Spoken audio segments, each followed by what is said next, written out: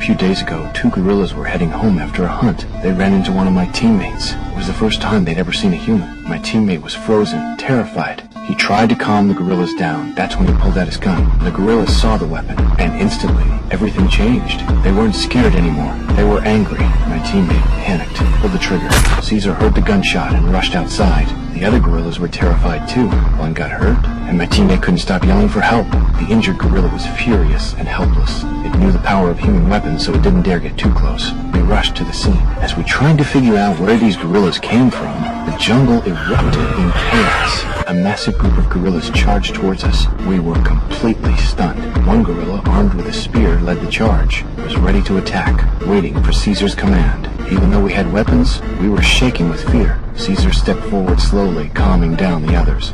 But one gorilla was still furious. It was the parent of the injured one. Caesar quickly reassured it, telling it to stay calm while he took care of things. Then he turned to us. I looked at Caesar, and I started to realize what was happening. We don't mean any harm!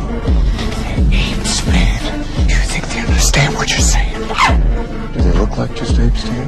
My words couldn't calm the gorillas. They were still glaring at us. I quickly shouted at my teammates to lower their guns. Even though they thought it was crazy, they lowered their weapons slowly. That was the moment Caesar decided to let us go.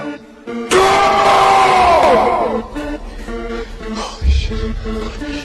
He jumped down from the tree stump, his presence so powerful it made us step back in fear. The gorillas roared again, and we ran. In the panic, my son slipped and dropped his stuff into the bushes. As he went to pick it up, I pulled him away, keeping us moving. Watching us retreat, Caesar didn't let the gorillas follow. Then, one of the gorillas found the backpack, picked it up, and handed it to Caesar. It had been 10 years since Caesar last saw a human. Seeing us again stirred so many emotions in him. And he immediately sent Koba to follow us, to find out what humans had been through in that time. Koba's group followed our car, and only when we passed the Golden Gate Bridge, they realized we were heading for a human base. They saw how much things had changed. The next day, Caesar gathered the gorillas, and they marched towards the human base. 10 years later, Caesar stepped onto human land again, but everything had changed. The once thriving human civilization was gone. When the humans saw the gorilla army approaching, they were terrified. The base was surrounded. Remembering our past encounters with Caesar, I believed he wasn't a savage gorilla. So, I stepped forward, trying to communicate and defuse the situation. Caesar wasn't just a gorilla, he had the presence of a king. He stood there quietly,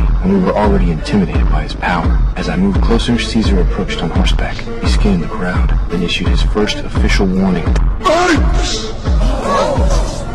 Do not want war! But will fight